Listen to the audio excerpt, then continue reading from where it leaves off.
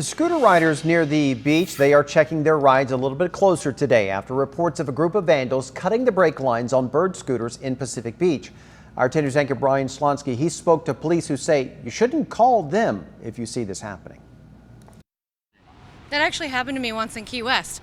I had rented scooters and somebody had cut the gas line, so we were stranded and had to walk several miles. It was a gas line then, but Jamie Gustine says now she's forced to worry about cut brake lines when she rides. And my kids have ridden them.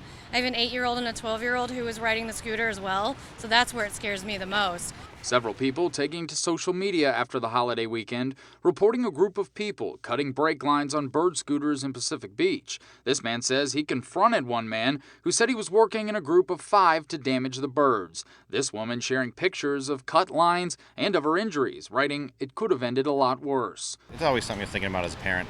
Michael Cole thinking about it as he teaches his 7-year-old daughter to ride. Somebody is eventually going to get hurt when you're doing something like that.